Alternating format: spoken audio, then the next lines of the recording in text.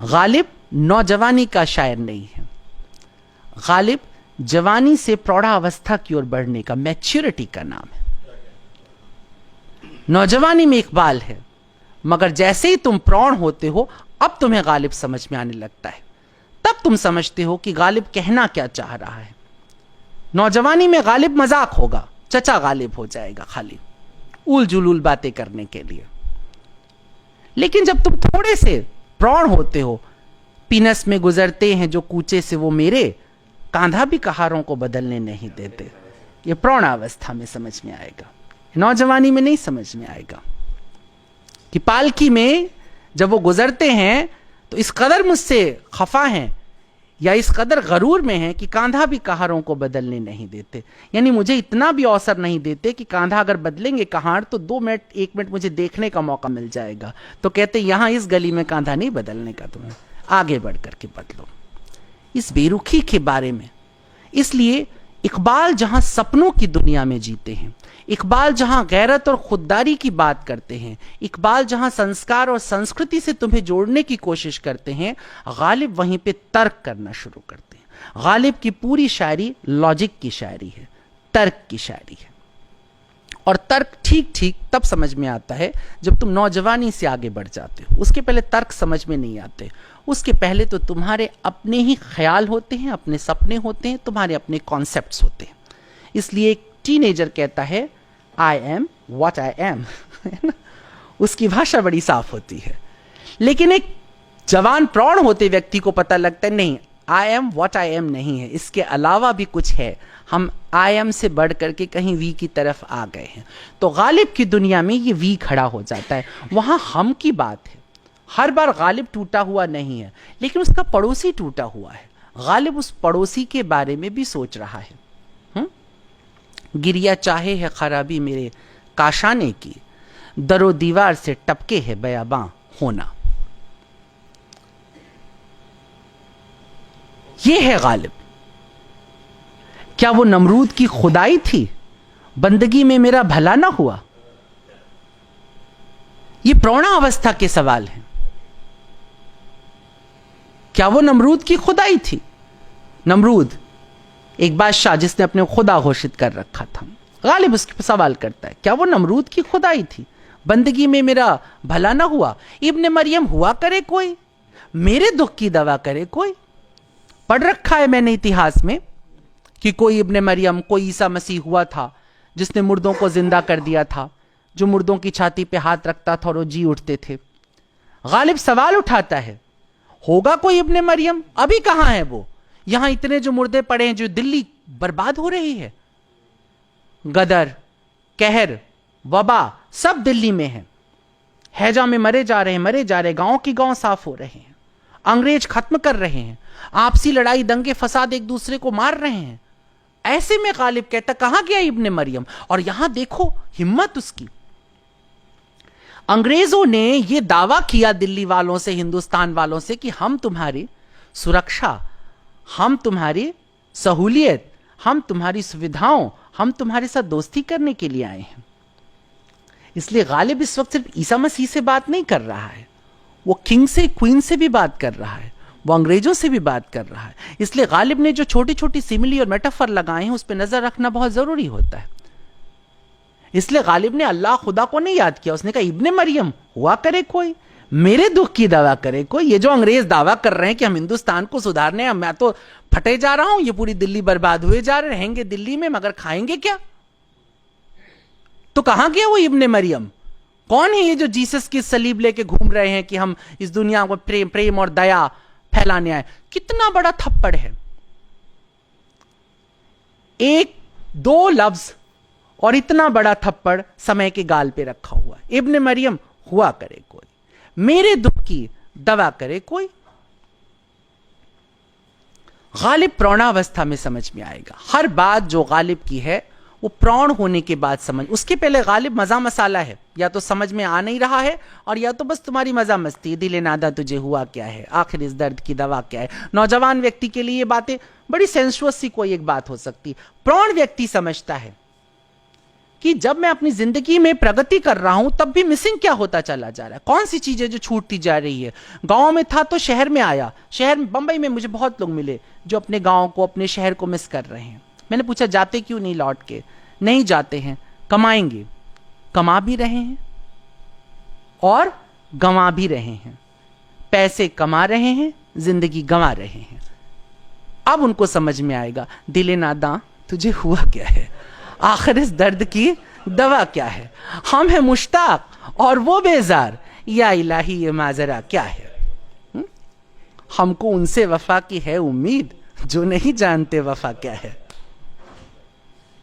Mature होने पर आपको गालिब समझ में आता है, इसलिए गालिब मैच्योर लोगों का शायर है। और चूंकि मैच्योर लोग ही दुनिया को सेट करते हैं, जवान से प्रौढ़ावस्था के बीच में, ऐਵੇਂ कह लो कि 30 साल से लेकर 60 साल के दरमियान के जो लोग होंगे वही दुनिया में कल्ट बनाते हैं। इसलिए गालिब एक कल्ट बन जाता है क्योंकि उनका प्रिय शायर है। मेहरबा हो कि बुला लो मुझे चाहो जिस वक्त, मैं गया वक्त नहीं हूं कि फिर आ भी ना सकूं। या अभी आप जिस जमीन में शेर कह रहे थे, उस गजल से हैफ, उस 4 गिरह कपड़े की किस्मत गालिब, हैफ यानी धिक्कार है, हैफ उस 4 गिरह कपड़े की किस्मत गालिब, जिसकी किस्मत में हो आशिक का गरेबा होना। यह बात तुम्हें तब तक समझ में नहीं आएगी जब तक टीनेजर में तुम्हारा गरेबा 4 बार फट ना चुका हो। ऐसे कैसे समझोगे? गालिब कहता है उस कपड़े की किस्मत पे रोता हूं जो आशिक का गरेबा बन जाता है, कि सड़क पे पकड़ के मारा जाएगा, उसका गरेबा चाक किया जाएगा। लेकिन इसमें दर्द कितना है कि एक दिल वाले इंसान के पास जब ये जिस्म पहुंच जाता है तो उसका क्या होता है। यहां कपड़ा जिस्म है, गीता में भगवान कहते हैं शरीर वस्त्र है, गालिब वहां से वस्त्र लेकर के आता है। हैफ उस 4 गिरह कपड़े की किस्मत गालिब, जिसके अंदर इश्क पैदा हो गया है, जो आशिक हो गया है, जो कोमल दिल का है, जो संवेदनशील है, उसके लिए जिस्म धिक्कार है, क्योंकि वो तो हर बार नोचा जाएगा, बर्बाद किया जाएगा, पीसा जाएगा, कूटा जाएगा, खत्म किया जाएगा। प्रौढ़ावस्था में गालिब समझ में आता है। हाँ, कागजी है पैरहन, नक्श फरियादी है किसकी शौकिए तहरीर का, कागजी है पैरहन हर पै करे तस्वीर का। जरा देखिए, एक पुरानी कहानी, कहां से कितना पढ़ा लिखा है, ईरान की कहानी को लेकर के आता है कि ईरान में बादशाह के सामने जब पेश किया जाता था एक मुजरिम, तो फिर उसके शरीर पे कागज का कपड़ा पहना दिया जाता था ताकि फैसला उस पे लिख दिया जाए। गालिब एक सवाल खड़ा करता है और इस सवाल में एक तंज है, एक व्यंग है। वो ईश्वर के सामने एक व्यंग करता है, समय के सामने एक व्यंग करता है, कुदरत के सामने एक व्यंग करता है। नक्श फरियादी है किसकी शौकी है तहरीर का। कौन है, किसके लिए समाज, इस दुनिया के सारे लोग कागज के कपड़े पहन के खड़े हैं? वो कौन है कातिबे तकदीर जो इसके ऊपर हुक्म पे हुक्म, फैसले पे फैसले लगाए चला, और किस गुनाह के लिए? कावे कावे सख्त जानी हाय तन्हाई न पूछ, कावे कावे धीमे धीमे, कावे कावे सख्त जानी हाय तन्हाई न पूछ, सुबह करना शाम का लाना है जुए शीर का। उस दौर में मैं जी रहा हूं जहां पे सुबह से शाम करना यूं लगता है से फरहाद को दूध की नदी निकालनी पड़ रही है, पत्थर से, पहाड़ से दूध की नदी। कितना मुश्किल है जीना। देखिए, तो गालिब को समझने के लिए प्रौढ़ा अवस्था में प्रवेश करना पड़ता है। गालिब मैच्योरिटी का शायर है, और अगर आप गालिब को समझने लगे तो आप मैच्योर होने लगे। गालिब के एक भी गजल, क्योंकि गालिब बहुत अच्छे एडिटर हैं, संपादक हैं, वैसा संपादन किसी ने साहित्य में किया नहीं है। गालिब के बच्चे मरे और मरे और मरे और मरे, कोई 15-16 महीने से ज्यादा जिया नहीं। बच्चे मरते गए, लड़के मरे, लड़कियां मरी, सब मरते चले गए। तो गालिब के बच्चों के मरने का गम भी जाता रहा। रंज से खुगर हुआ इंसान तो मिट जाता है रंज, मुश्किलें मुझ पर पड़ी इतनी कि आसा हो गई। तो एक कवि के लिए, एक साहित्यकार के लिए, एक शायर के लिए उसकी रचना ही उसका बच्चा होता है। चूंकि गालिब की जिंदगी में इतने बच्चे वक्त ने छीन लिए थे, इसलिए गालिब को 2 मिनट नहीं लगता था अपने किसी भी शेर पे कलम चला देने में से कि काटो और फेंक दो इसे। ये मेरे मयार को नहीं आता है, ये मुझे सूट नहीं करता। ये संपादन की शक्ति गालिब की, एडिटिंग गालिब को गालिब बनाती है, ये उसकी मैच्योरिटी है। वरना अगर वो भी अपना पूरा जखीरा छोड़ गए होते तो शायद पूरे मिर्जा गालिब ना हो पाते, लेकिन जरा सा मिर्जा गालिब है। हाँ हाँ, उनको इस तरह से सब कुछ ऐसे समेटा है, इतनी खूबसूरती से सजाए। और गालिब इस बात को जानते हैं। सब कहां, कुछ लालाओ गुल में नुमाया हो गई, खाक में क्या सूरतें होंगी कि पिन्हा हो गई। न मालूम कितने इनकलाब लिखे हों कागज पर, लेकिन दरोगा के डर से दफन कर दिया हो, फेंक दिया हो। खाक में क्या सूरतें होंगी कि पिन्हा हो गई। न मालूम कितने इश्किए हों, पर उमराव के डर से दफन कर दिया हो। खाक में क्या सूरतें होंगी कि पिन्हा हो गई। न मालूम कितनी काफिराना बात की हो, पर मौलाना के डर से दफन कर दिया हो। खाक में क्या सूरतें होंगी कि पिन्हा हो गई। सब कहां, कुछ लालाओ गुल में नुमाया हो गई। गालिब को समझने के लिए आपका मैच्योर होना बहुत जरूरी है। और मैच्योरिटी में, तर्क की दुनिया में, बौद्धिक दुनिया में, इंटेलेक्चुअल दुनिया में गालिब से बड़ा शायर नहीं मिलता, क्योंकि वो शायर भी है, एडिटर भी है, वो दोनों एक साथ है। उसको मालूम है कि इस दुनिया को कितना सुनाना है, इससे ज्यादा नहीं। गिरनी थी हम पे बर्क के तजल्ली, न तूर पर देते हैं बाद अजरफ कदा खार देखकर। वो तूर पे तुमने क्या बिजली गिराई है, क्या तुमने मूसा के सामने पहाड़ जला दिया। तुम्हें इतना शौक है अपना जलवा दिखाने का, अल्लाह तो मेरे सीने पे गिर के दिखाओ। पत्थर कैसे, अल्लाह के नूर को पत्थर कैसे बर्दाश्त कर सकता है? उसे तो एक टूटा हुआ दिल बर्दाश्त करेगा। जिसे इकबाल कहते हैं ना, बचा बचा के तो रख इसे, तेरा आईना है वो आईना कि शिकस्ता हो तो अजीज तरह निगाहे आईना साज में। यहां गालिब कहते हैं गिरनी थी हम पे बर्क के तजल्ली न तूर पे, देते हैं बाद अजरफ कदह खार देखकर। शराबी की औकात देखकर शराब परोसी जाती है। गालिब यहां पर अपनी शायरी के साथ भी ये कर रहे हैं। देते हैं बाद अजरफ कदह खार देखकर। औकात देख ली थी कि इतनी ही औकात है पीने लायक, इतनी ही पिलाओ। बड़ा गालिब की दुनिया में शराब बहुत खूबसूरत है। पिला दे ओक से साकी जो हमसे नफरत है, पियाला गर नहीं देता न दे, शराब तो दे। ये तर्क, ये अंदाज, ये आपको नहीं मिलता है। गालिब मांगने में बड़े माहिर थे। गालिब एक रईस भिख मांगे हैं।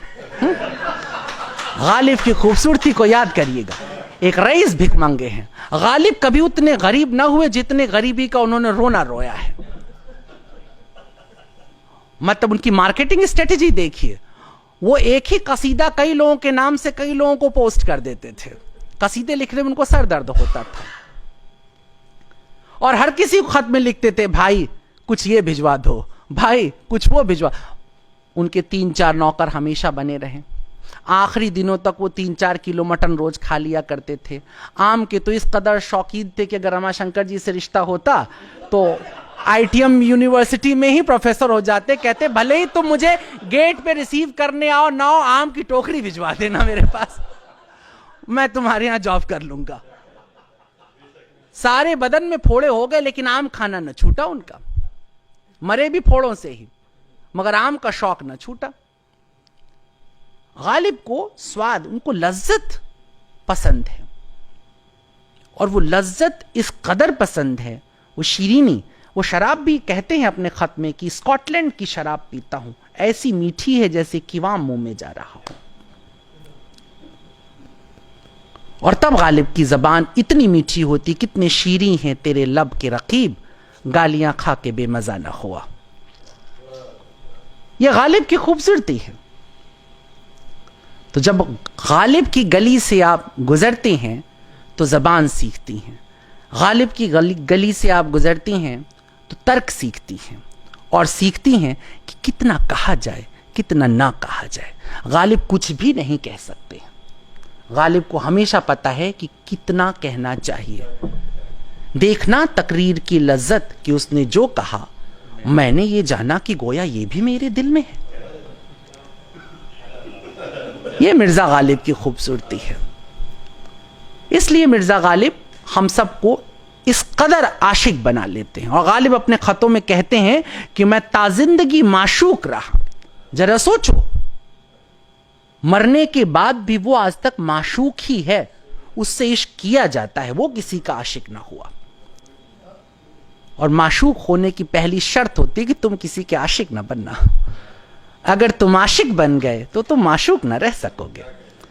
इसलिए गालिब की दुनिया में इश्क तो होता है मगर दूसरे करते हैं। गालिब के इश्क में एक अजीब सा पेंच है, उसकी लड़ाइयां अजीब हैं। गालिब जब इश्क करेंगे तो एक सामान्य बनारसी भाषा में वो रिरिया के इश्क नहीं कर सकते हैं। उनके इश्क में ठसक रहेगी। मैं बुलाता तो हूं उसको मगर ए जज्बे दिल उस पे बनाए कुछ ऐसी कि बिनाए न बने। ये है गालिब। मैं बुलाता हूं पर जाके नहीं कह दूंगा कि आ जाओ, उस पे बनाए कुछ ऐसी कि बिनाए न बने। नुक्ताची है, गमे दिल उसको सुनाए न बने। क्या बने बात जहां बात बनाए न बने। ये है गालिब। तो गालिब की जबान की, उसकी भाषा की, उसकी साहित्य की सुंदरता इसमें है कि वो तर्कों से अपनी बात रखता है।